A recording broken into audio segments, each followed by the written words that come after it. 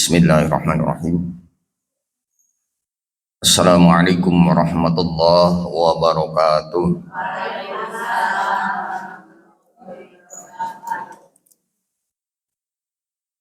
Alhamdulillahi rabbil alamin. Wa bihi nasta'inu ala umuri dunya waddin.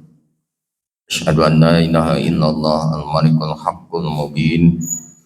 Wa asyhadu anna sayyidana Muhammadan abduhu wa rasuluhu shadiqul wa'dil amin. Allahumma salli wa sallim ala sayyidina Muhammadin wa ala alihi wa ashabihi ajma'in, amma ba'du. Faya ayyuhal hadirun usikum wa nafsi bitaqwallah, ittaqullaha haqqa tuqatihi wa la tamutunna illa wa antum muslimun. Faqala Allah ta'ala fi kitabihil karim, a'udzu billahi minasy syaithanir rajim. Yarfa'illahu alladhina amanu minkum walladhina utul ilma darajat. Wa qala Rasulullah sallallahu alaihi wasallam, innamal a'malu binniyat wa innamal likulli imri'in ma nawa. Shadaqallahul adzim wa shadaqa rasulun karim. Ibu-ibu jamaah Majelis Taklim Al-A'raf rahimakumullah. Apa kabar, Bu? Alhamdulillah. Sehat ya, Bu ya?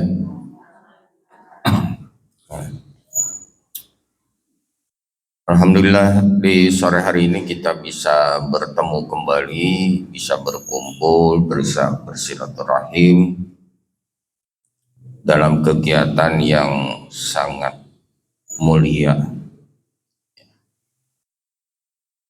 Duduknya kita sama-sama pada sore hari ini di tempat yang mulia tentunya akan menghasilkan sesuatu yang mulia.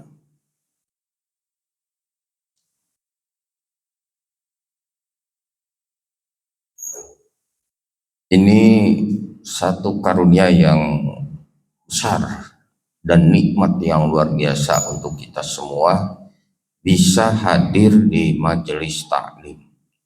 Tentunya ini adalah pilihan Allah Subhanahu wa ta'ala kepada kita yang hadir pada sore hari ini. Allah telah memberikan ridhonya, Allah telah memberikan izinnya kepada kita yang hadir pada sore hari ini untuk sama-sama menambah ilmu pengetahuan, baik yang ada hubungannya dengan kehidupan di dunia dan juga yang ada kaitannya dengan kehidupan akhirat. Mudah-mudahan ilmu yang kita dapatkan di sore hari ini di majelis taklim ini mudah-mudahan bermanfaat untuk kita semua. Amin. Ibu-ibu yang dirahmati Allah Subhanahu wa ta'ala, ini agak sedikit berbeda tentunya ya. Saya rasakan agak berbeda. Nggak tahu kenapa ya. Biasanya kalau pengajian diawali dengan baca Al-Quran, tapi sekarang tausiah dulu. Oh sudah. Biasanya sok ayah mengaji di dia Pak.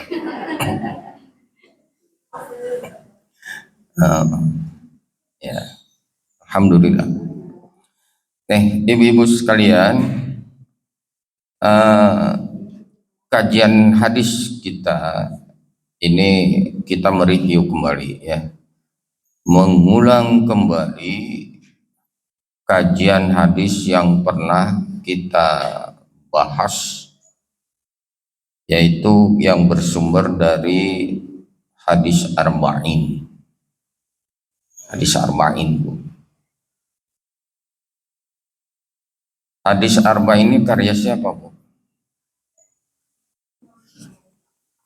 Ya, hadis arba'in ini dikarang, dikumpulkan menjadi salah satu kitab yang menjadi rujukan yaitu oleh Imam An-Nawawi Al-Bantani. Ya.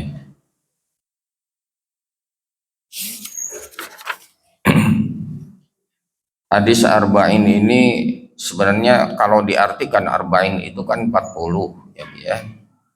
Tapi sebenarnya hadisnya ada 42 ya, sebagai penjelasan. Jadi jangan heran nanti kalau kita membahas hadis ini dalam satu waktu, satu hadis, satu kali pertemuan, berarti kita memerlukan 42 kali pertemuan. Lamun kuliah masa semestereun ge leuwih ya. Bayangkan 42. Biasanya lamun kuliah masa semester teh paling teu 16 kali pertemuan. Ini 42, jadi seberapa semestereun Bu? 2 tahun kan? Ya. Iya.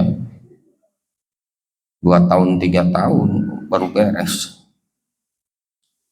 Nah, jadi kalau ibu-ibu sudah bisa menerima hadis arba'in sampai 42 dalam jangka waktu sesingkat-singkatnya, waduh luar biasa ya Bu ya. Luar biasa. Oke. Hadisnya memang hadis arba'in ini memang ada yang panjang, ada yang pendek. Namun ketika kita berhadapan dengan hadis yang panjang, saya ambil intisarinya saja biar tidak terlalu panjang ya. Oke. Hadis arba'in yang pertama ini berkaitan dengan segala perbuatan itu tergantung kepada niat. Niat. An Amiril Mu'minina Abi Hafsin Umar bin Al-Khattab radhiyallahu anhu qala Sami'tu Rasulullah sallallahu alaihi wasallam yaqulu innamal a'malu binniyati wa innamal likulli imri'in ma nawa. Faman kanat hijratuhu ila Allah wa rasulihi fa hijratuhu ila Allah wa rasulihi wa man kanat hijratuhu lidunya yusibuha aw imra'atin yankihuha fa hijratuhu ila ma hajara ilaihi. Nah, hadisnya sakitu Bu panjangnya. Panjang pondok.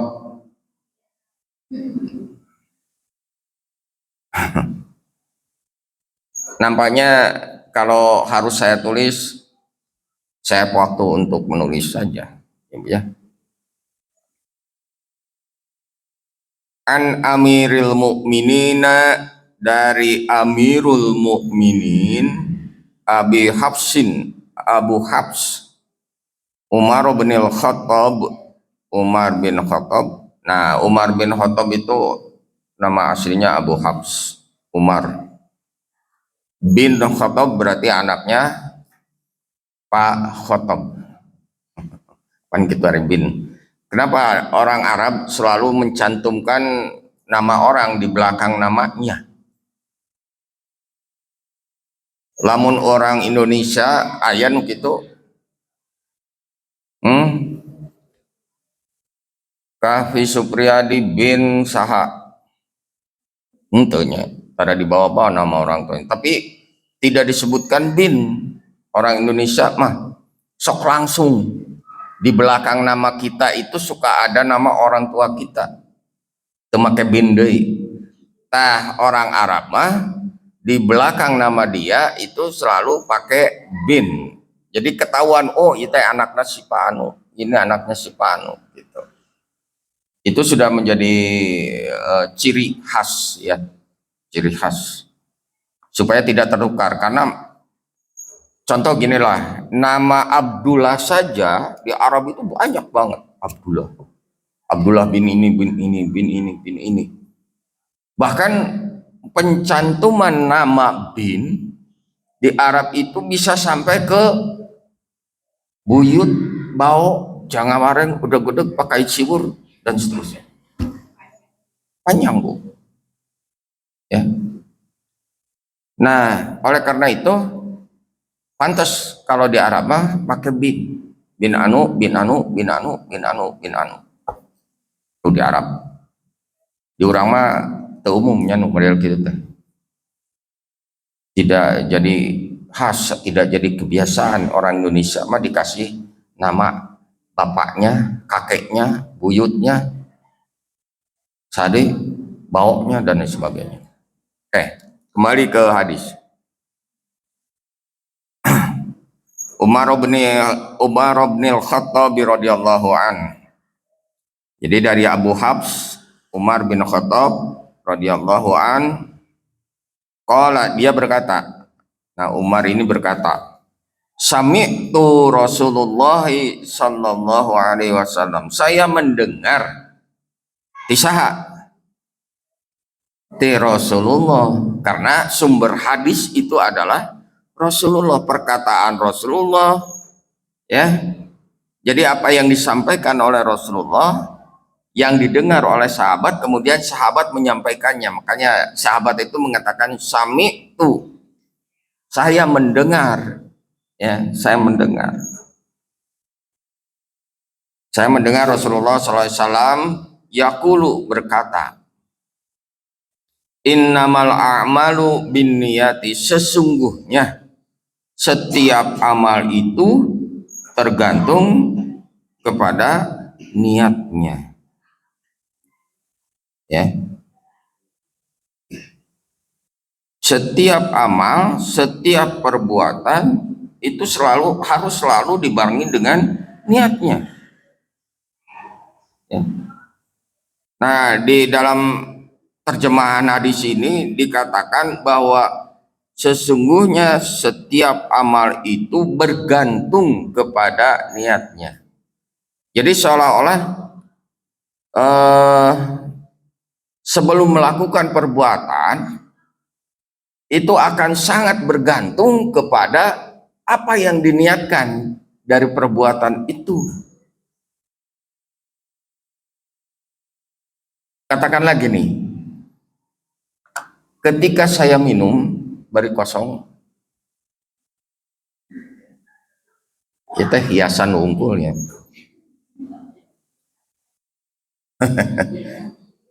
Ketika saya akan minum, tentunya sebelum saya melakukan minum ini ada niat dulu dalam hati. Saya mau minum, acan teh minum nate. Jadi ketika saya mau minum teh tergantung kepada apa yang saya niatkan dulu, ya, paham tuh Bu? Jadi sebelum kita melakukan suatu perbuatan harus diniatkan dulu dalam hati, saya mau minum. Nah, sekarang pertanyaannya kepada ibu-ibu semua, apakah ketika kita akan melakukan suatu perbuatan selalu dibarengi dengan niat enggak? Diawali dengan niat enggak?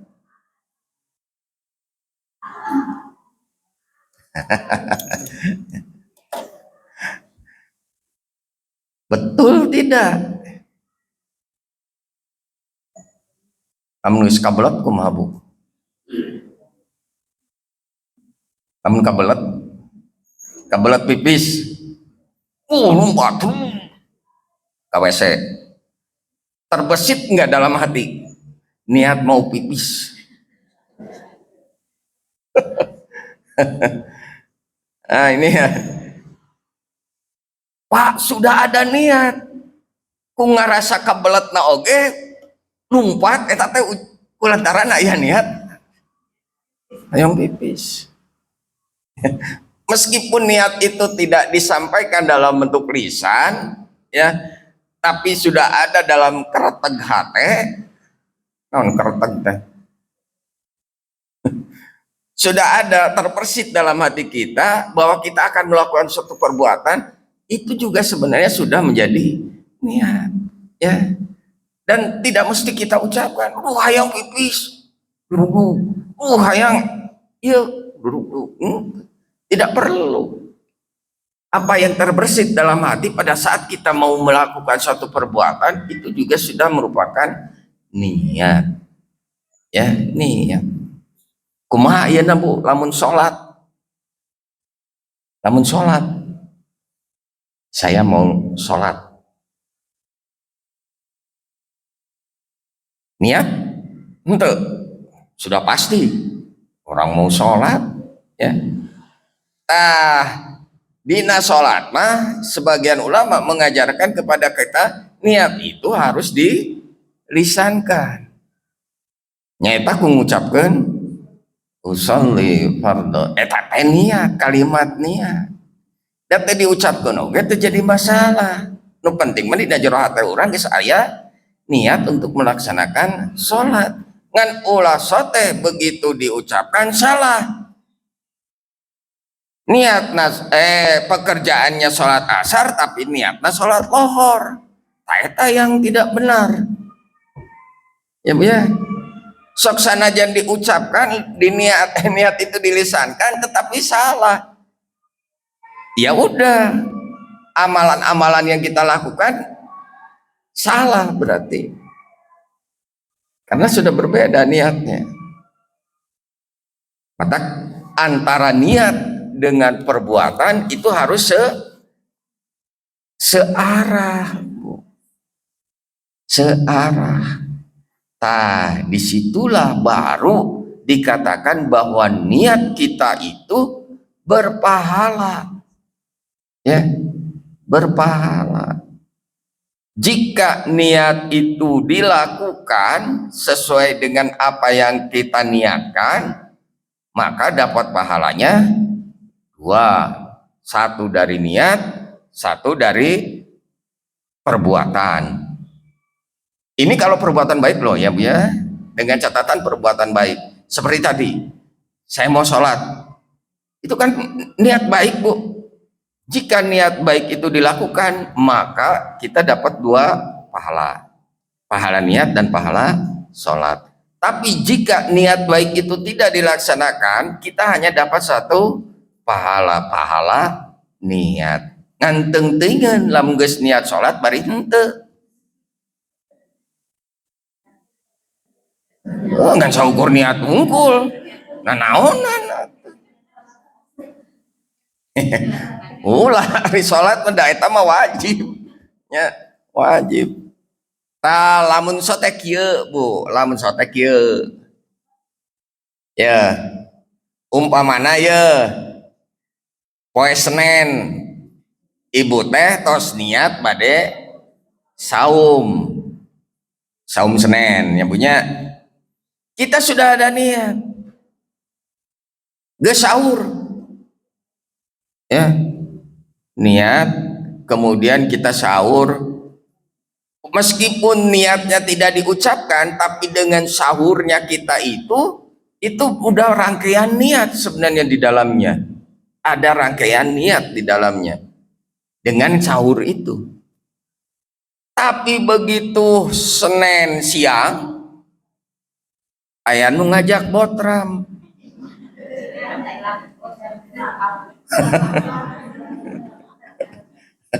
Makan yang liwat wah luar biasa. Sing sambal jeung peuting jeung jengkol. Geus teu kabayang nikmat eta. Pohok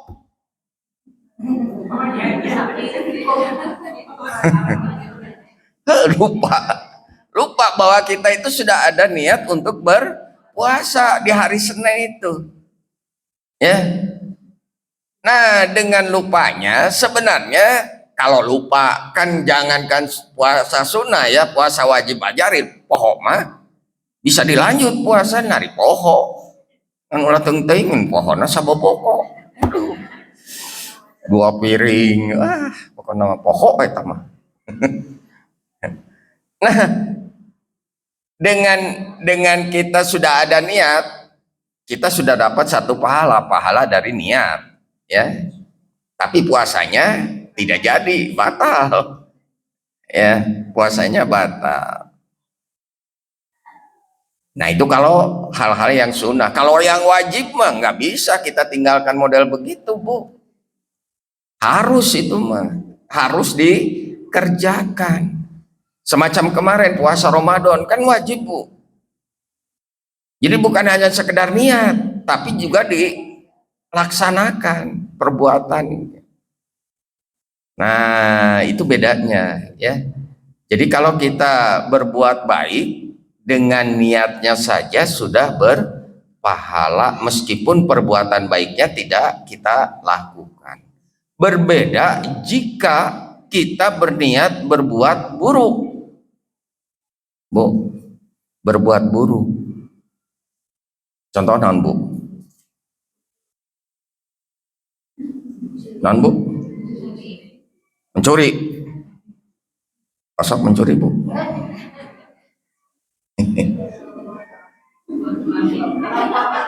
Mencuri boleh nggak Bu? Mencuri halal atau haram? Boleh nggak mencuri? Dari sekian perbuatan mencuri ada satu pencuri yang dihalalkan dan boleh. Curi apa Bu?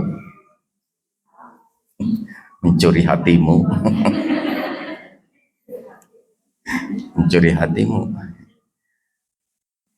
Mencuri salam Bu, mencuri salam. Mencuri salam teh kumaha? Lamun aya tamu ngucapkeun salam kata tangga, kadangu ku urang. Padahal yang ka urang, kata tangga, kadangu tapi salamnya. Nah kita jawab dari rumah Waalaikumsalam meskipun bukan kepada kita. Nah eta ngaranna mencuri salam mau. Intinya menang eta mah. Menang. Malah ketika kita mendengar ucapan salam itu menjadi kewajiban bagi kita untuk menjawab Bu, ulah cicing mae. Wah, udah kata tangga ieu. Lain ka urang.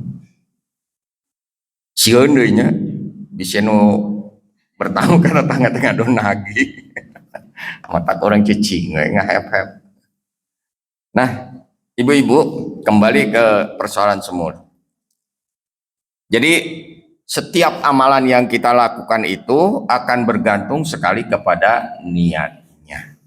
Wa innama likulli imri'im manawa. Dan setiap orang, ya maksudnya anu sudah berniat itu ya, akan dibalas berdasarkan apa yang dia niatkan. Nah, Bu, niat saya pasti balasannya bagus. Niat buruk maka balasannya buruk. Ya. Tak penjelasan kieu tina hadis kieu teh. Pamangkana hijratuhu ilallahi wa rasulihi fa hijratuhu ilallahi wa rasul. Barang siapa yang berniat untuk hijrah kepada Allah dan Rasulnya, maka balasannya adalah hijrah kepada Allah dan Rasulnya, pahala. Nah, jadi sesuai dengan apa yang diniatkan. Lamun orang bukan niat hijrah kepada Allah, artinya kita betul-betul ya memantapkan diri kita hanya untuk Allah dan Rasulnya, maka pahalanya juga sama dengan apa yang diniatkan. Jadi ketika kita hijrah kepada Allah dan Rasulnya, maka kebaikan dari hijrah itu ya itu yang kita dapatkan. Nah, berbeda jika wa man kanat hijratuhu lid dunya yusibuha. Barang siapa yang berniat hijrah karena urusan dunia yang dikendaki, dina arti urang hayang neangan dunya we, babanda gitu tanya dalam bahasa Sunda mah babanda, neangan harta we, neangan dunia we. Awi mar'atu yunkihuha, atau ingin menikahi seorang wanita. Nah, ieu dina hadisnya fa hijratuhu ila ma hajara ilai. Maka hijrahlah sesuai dengan apa yang diniatkan dalam hijrahnya. Jadi pahala naoge atau kebaikan yang kita dapatkan sesuai dengan apa yang kita niatkan. Melak cabe bakal jadi cabe. Moal mungkin melak cabe jadi wonteng kan gitu ya. Ya ya, orang Jawa apa enggak Bu peribahasa itu?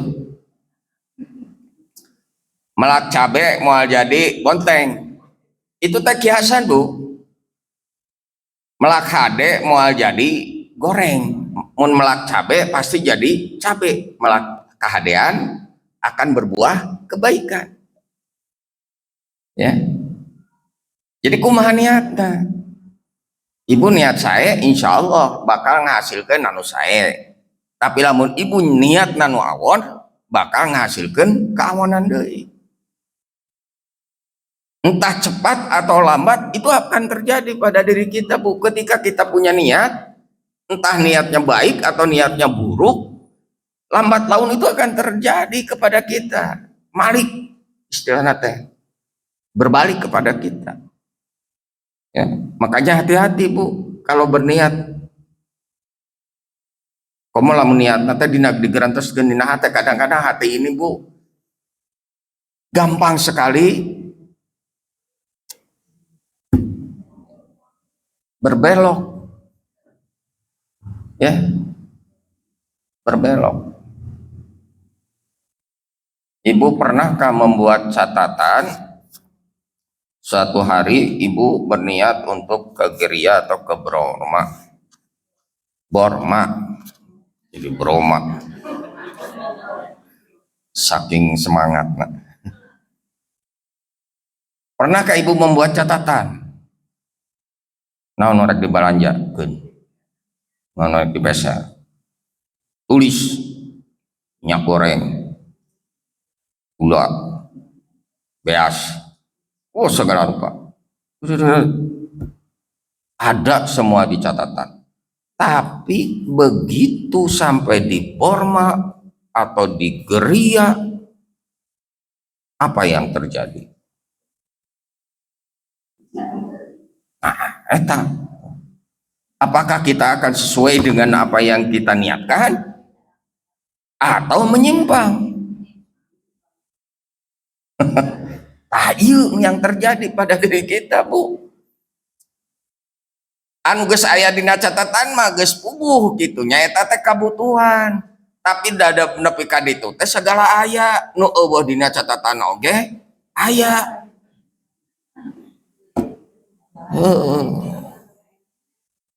Karena merasa duitnya berlebih, heula lah anu dina catatan mah gampang. Teangan heula nu lain. Rek meuli sembako kalah kana baju. Nah, itu yang terjadi pada diri kita. Ini ibarat ya Bu ya, ibarat bahwa perbuatan kita kadang-kadang tidak sesuai dengan apa yang kita niatkan. Padahal cek Allah, cek Rasul kudu kitu. Apa yang kita lakukan itu harus sesuai dengan niatnya. Dan pahala yang akan kita dapatkan ya sesuai dengan niatnya juga. Ya. Niat tanya kebaikannya itu yang kita dapatkan. Nah, ibu-ibu, jadi luar biasa ya. Hadis ini mengajarkan kepada kita semua bahwa satu, kita harus hati-hati ya Bu ya, hati-hati dalam kehidupan. Jadi jangan sampai apa yang sudah tertera di dalam Al-Quran maupun dalam hadis dan apa yang sudah kita niatkan, jangan sampai menyimpang perbuatan kita dari apa yang sudah digariskan. Cek Allah, fa idza azamta fatawakkal 'alallah. Jika kamu sudah bertekad, berniat dalam hati, fatawakkal 'alallah, maka bertawakallah kepada Allah. Mendekatkan diri kepada Allah supaya apa? Supaya perbuatan kita tidak menyimpang dari apa yang kita niatkan tadi.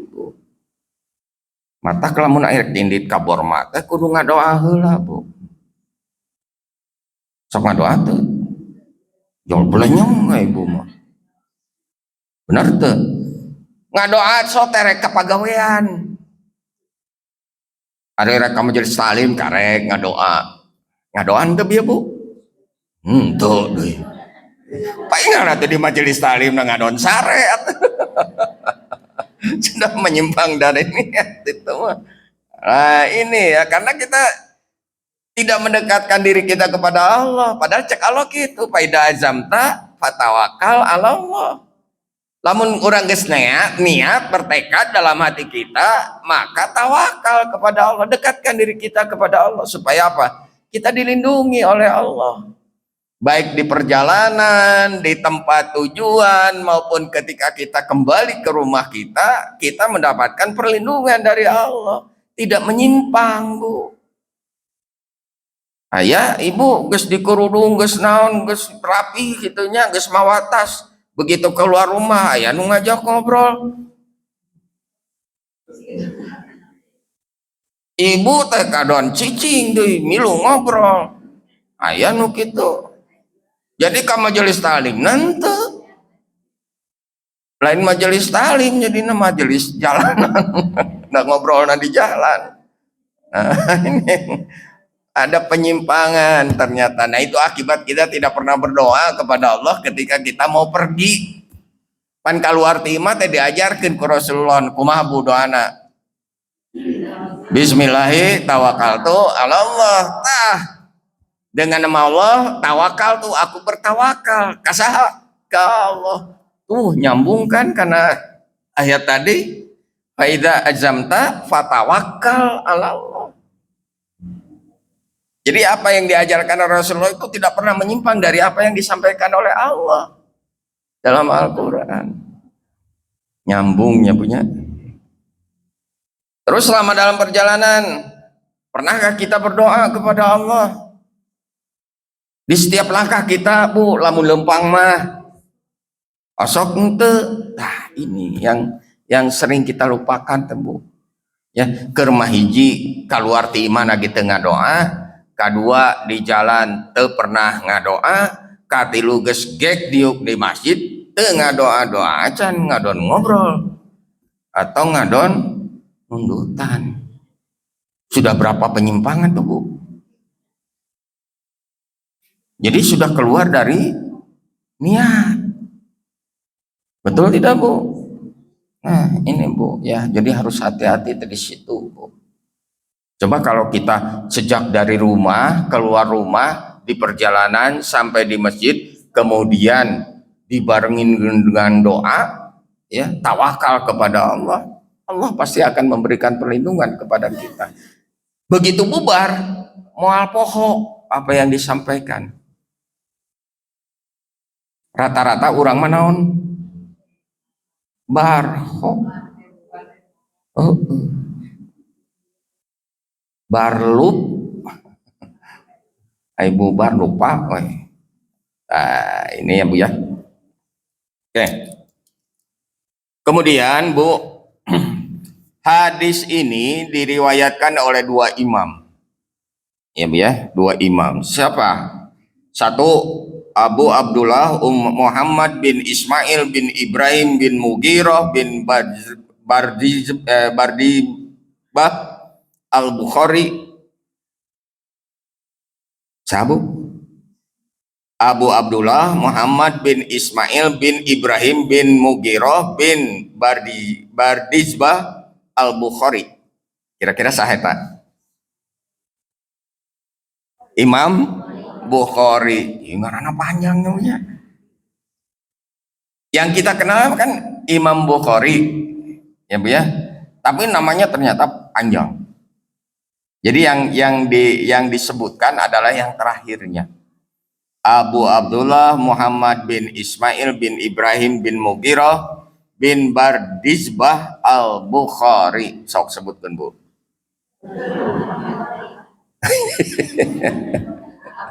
Al-Bukhari. Benar. Nggak saya tungtung nalan babari. Nah, imam yang kedua yaitu Abu Husain Muhammad bin Hajjaj bin Muslim Al-Qushairi An-Naisaburi. Sahajin kira-kira. Imam Muslim, ya Bu ya. Abu Husain Muhammad bin Hajjaj bin Muslim Al-Qushairi An-Naisaburi. Jadi ada nama muslimnya.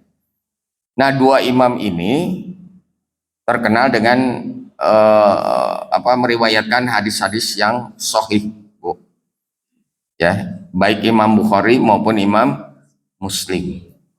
Jadi hadis-hadisnya hadis-hadis sahih. Bisa dipertanggungjawabkan karena kedua imam ini punya kualifikasi yang sangat baik menurut Rasulullah dan menurut para ulama yang lain. Dan Imam Bukhari Muslim itu meriwayatkannya tidak dari periwayat yang banyak, sehingga betul-betul keaslian hadisnya, kesahihan hadisnya bisa dipertanggungjawabkan. Berbeda dengan imam-imam yang lain yang meriwayatkan hadis itu dari sekian dari ini. Nah, ada kemungkinan salah seorang perawinya yang meriwayatkan hadis itu ada yang cacat, ada yang kurang, ya. Sehingga nanti tingkatan hadisnya berbeda-beda, ada hadis hasan, hadis ini. Termasuk ada hadis dhaif, ya, maudhu dan lain sebagainya. Tuh ya, Bu ya. Jadi hadis pertama ini termasuk hadis yang sahih, ya.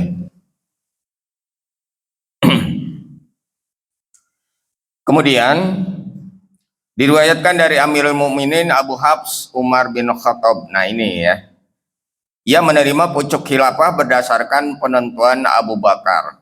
Umar bin Khattab itu adalah salah seorang khalifah pengganti Abu Bakar As-Siddiq. Abu Bakar As-Siddiq menggantikan siapa? Abu Bakar As-Siddiq, Rasulullah wafat.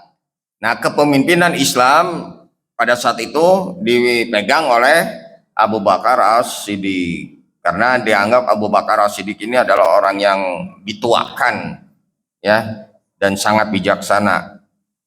Makanya dipilih untuk menjadi khalifah. Nah, setelah Abu Bakar As-Siddiq, khalifah diberikan kepada Umar bin Khattab. Kita tahu dalam sejarah bahwa Umar bin Khattab ketika sebelum beliau masuk Islam itu adalah orang yang keras, Bu, sangar, muncak umat orang Sunda mah sahaok kedua dan gaplok deh, Bu, bedog, pedang. Jadi hanya ada dua kata dari Umar bin Khattab mah, lamun teu ngomong pedang ngomong, lamun teu mulutnya yang ngomong pedangna. Umar bin Khattab, bahkan Umar bin Khattab itu kan pernah membunuh sekian ratus orang di tangannya itu, ya. Tapi begitu dia masuk Islam, kebiasaan-kebiasaan lamanya dia tinggalkan, tetapi adat masih ada. Keras beliau itu. Sekalinya naon teh? Nya kudu A. Ya, dalam mempertahankan kebenaran tentunya. Bahkan pernah di salah satu wilayah ada orang Yahudi yang pernah lapor kepada Umar bin Khattab.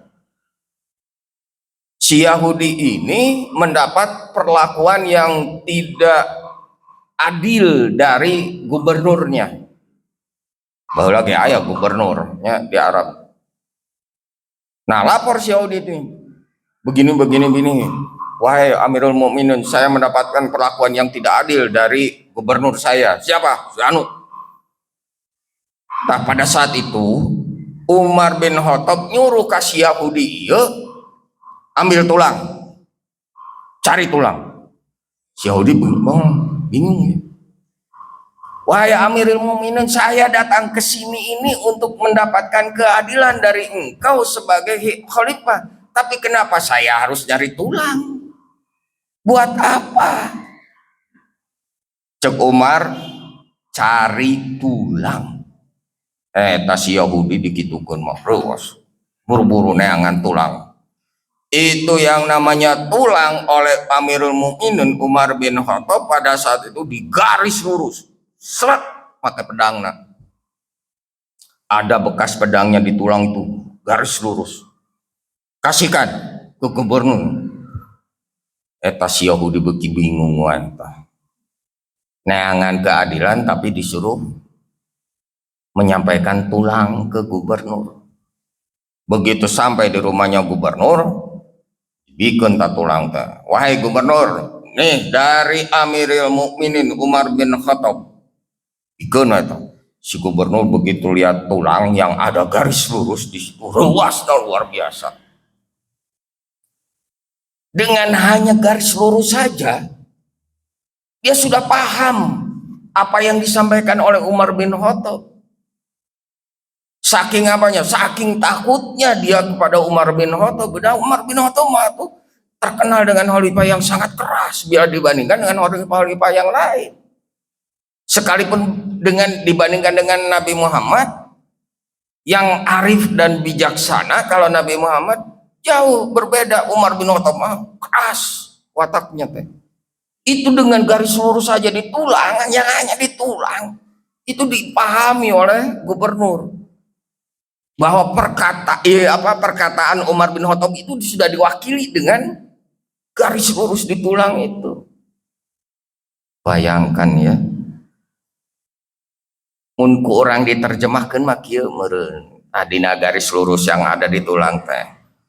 Wahai gubernur, berlakulah adil kepada wargamu, kepada setiap orang dengan berbagai macam ancaman. Kenapa?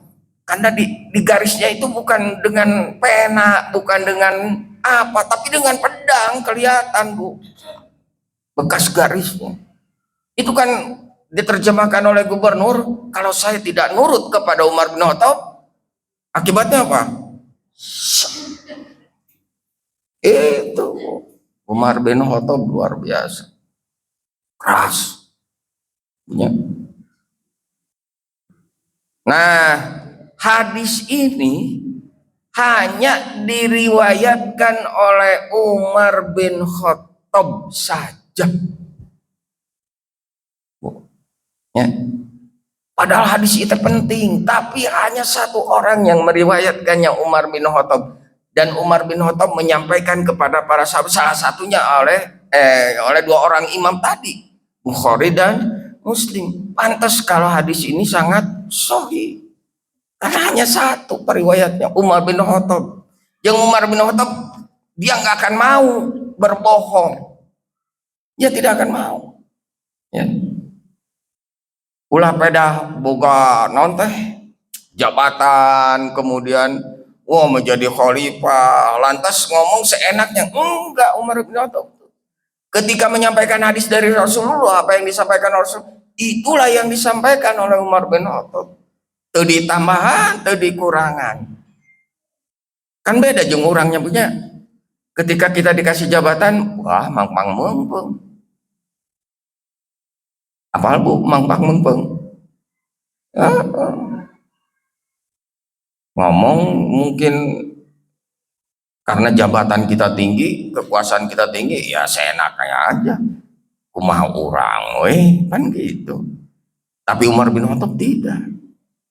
Yang disampaikan oleh Rasulullah itu, ya itulah yang disampaikan kepada para sahabat yang lain. Makanya hanya Umar bin Khattab saja yang meriwayatkannya, tidak ada yang lain. Dicatat oleh Imam Bukhari dan Muslim, dan Imam Bukhari Muslim itulah yang menyebarkan kepada para sahabat, diterima oleh para sahabat. Ini langsung perkataan dari Rasulullah yang disampaikan Umar bin Khattab. Tuh. Jadi hadisnya sahih, benar.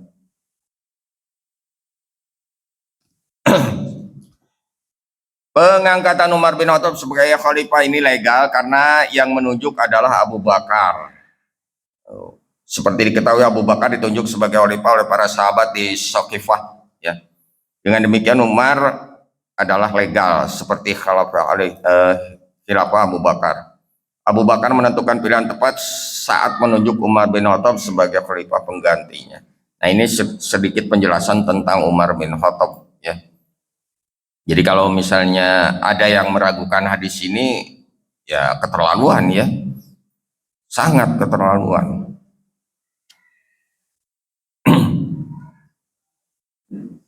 Perkataan Umar sami'tu Aku mendengar, cek Umar. Ini menunjukkan hadis ini didapatkan langsung dari Nabi Muhammad SAW tanpa perantara.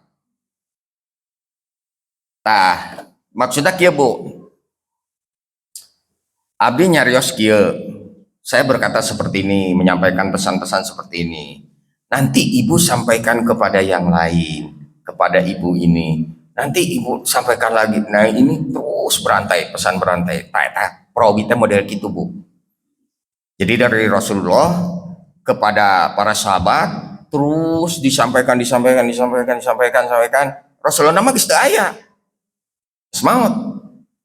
Hanya apa yang disampaikan oleh Rasulullah disampaikan lagi kepada para sahabat yang lain. Nah, sedangkan Umar bin Khattab mah ngadangu langsung ti Rasulullah. Dan beliau sendiri, Umar bin Khattab sendiri yang menyampaikan kepada dua imam tadi. Jadi tidak ada perantara lain. Ente cek sahadeui sami tu cek Umar bin Khattab, aku mendengar, kan gitu. Ibarat ibu ngadangu ti abdi, ibu tiasa nyarios sami tu abdi ngadangukeun. Ti saha? Ti ustad. Gitu. Nah, model gitu, Bu. Nyangke ibu ngariwayatkeun deui ka keluarga ibu, oh ternyata tadi Pak Ustad nyampaikan yuk. Nah, itu kan tidak ada perantara, Bu. Perantaraan ibu sendiri yang mendengar langsung. Berbeda dengan keluarga ibu. Itu mah sudah ada perantara, yaitu ibu.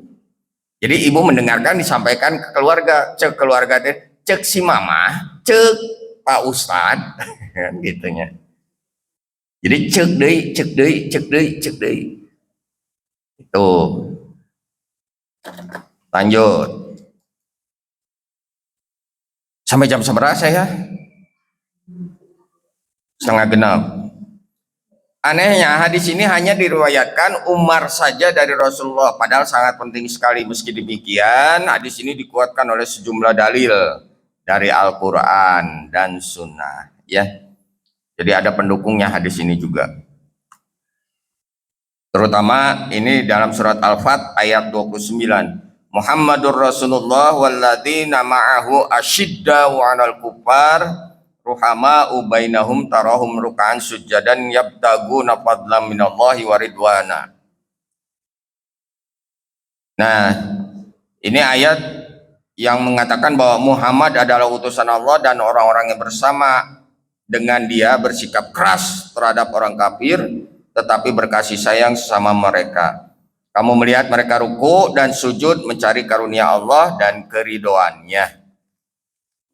Untuk memperkuat hadis tadi bahwa betul Muhammad itu adalah Rasulullah yang diutus oleh Allah untuk menyampaikan risalah Allah, ya, apa yang diajarkan oleh Allah. Tidak mungkin kalau Allah ngajarkan langsung ke umatnya, ya. Ibarat begini, di majelis taklim ini saya menyampaikan pesan-pesan. Kan tidak mungkin kalau saya harus menyampaikan pesan ini kepada keluarga ibu di rumah masing-masing. Karena banyak. Kudu di papayan. Mitina ka ibu yo, terus ka ibu yo, terus sabara imah tah. Lohong lamun disuguhan. Nges capek ngomong tiap imah, wah nu mere cai-cai acan kacida. Itu ibarat seperti itu. Jadi mereka mendengarnya karena dari perantara itu, Bu. Dari perantara, yaitu perantaranya ibu-ibu yang hadir di sini. Ya, kalau saya mah menyampaikan langsung kepada ibu-ibu dan ibu pasti mengatakan sami tu, saya mendengar. Dari siapa? Dari Ustadz, kan gitu. Bukan dari orang lain lagi. Nah, kemudian innamal a'malu binniyati wa innamal likulli imri'in ma nawa. Rangkaian kalimat ini dari sisi penjelasan memiliki 2 poin. Ya.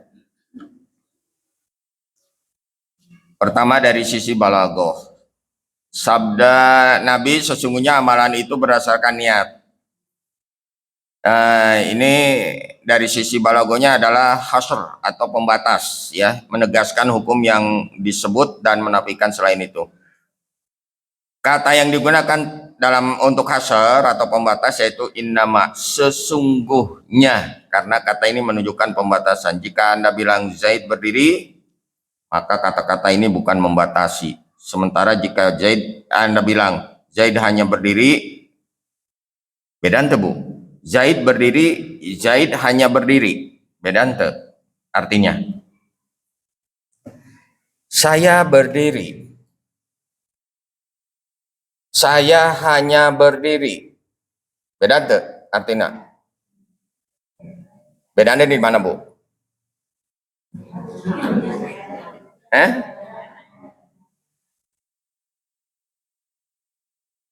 Kalau dalam kalimat saya berdiri, itu ada kemungkinan perbuatan lain, baik sebelumnya maupun sesudahnya. Saya berdiri, sebelumnya adalah duduk, sesudahnya juga mungkin duduk atau mungkin berjalan, kan gitu. Tapi kalau saya hanya berdiri, geus nangtung tenangtung weh. Diuk deui teka ditu teka dieu cicing nangtung, saya hanya berdiri, kan gitu ya punya. Nah eta teh pembatas atau hasr.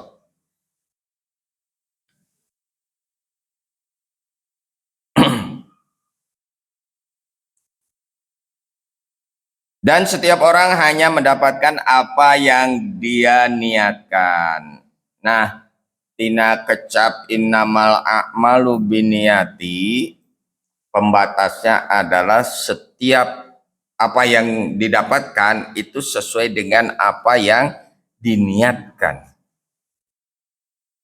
Jadi teu aya nu sanes, iwalti naon anu diniatkeun tah eta nu bakal dibikeun. Gitu. Saya berdiri, ada kemungkinan lain, kemungkinan duduk, kemungkinan berjalan, kemungkinan apa. Tapi kalau saya hanya berdiri, nah nangtung teka ditu teka dia, eta pembatas. Nah di dalam hadis ini pembatasnya adalah apa yang diniatkan itulah yang akan didapatkan. Tidak mungkin mendapatkan dari luar yang diniatkan. Kartos tebu. Ibu badai share HP, datang ke BEC, ya, niat nama share HP, datang ke BEC, balik mawa kulkas. Eta sarwajeng saya berdiri, ada kemungkinan berbuat yang lain. Tapi kalau saya berniat beli HP, datang ke BEC, balik bawa HP, berarti bener eta pembatasan teh didinya. Jadi apa yang diniatkan itulah yang didapatkan, ya itu. Tapi kan kita mah kadang-kadang menyimpang dari apa yang diniatkan Bu. Seperti halnya tadi, datang ke pasar, indit ke pasar, ari balik nu lain-lain dibawa. Nu teu aya dina catatan oge, aya dina balanjaan. Pantes lamun urang mah sering tekor. Betul nggak Bu? Karena belanjaan yang kita niatkan ternyata berlebih. Nu eueuh dina catatan oge dibeli. Nah, mata kudu puguh, ari niat mah kudu puguh nyampunya. Pahala dari Allah, kebaikan dari Allah akan diberikan sesuai dengan apa yang diniatkan. Innamal a'malu binniyati wa innamal likulli imri'in ma nawa. Tumbuhnya kartos Bu. Nah, mudah-mudahan setelah mendengar penjelasan ini, ibu-ibu berhati-hati dengan niatnya, ya Bu ya. Jadi lakukan sesuai dengan niatnya. Selama itu kebaikan, Bu. Selama itu kebaikan. Lakukan seperti apa yang diniatkan. Kartos Bu. Sakitu atau setengah genap. Saya kira untuk sementara dari hadis arba'in nomor 1 ya tentang niat hanya itu yang bisa saya sampaikan untuk sore hari ini. Mudah-mudahan kita akan bertemu lagi di pertemuan yang akan datang. Kita akan membahas yang lain. Tetapi kalau misalnya ini masih dirasakan kurang, insya Allah kita bahas kembali Bu. Kita tambah ya Bu ya. Dan saya kira untuk penjelasan hadis ini tidak hanya sampai di situ. Ya, syarah dari hadis ini aja panjangnya luar biasa, Bu. Namun dina kitab kuning mah meureun kudu 2 atau 3 lembar. Makanya saya katakan tadi untuk mempelajari satu hadis saja itu tidak cukup hanya satu kali. Ya, harus berkali-kali. Jadi kita mah daya ingat kita, daya serap kita terbatas, Bu. Apa yang sudah disampaikan kadang-kadang lupa ya Bu ya. Tapi mudah-mudahan setelah ini Ibu tidak lupa ya Bu ya. Tidak lupa dengan apa yang disampaikan dan tidak lupa kepada siapa yang menyampaikan.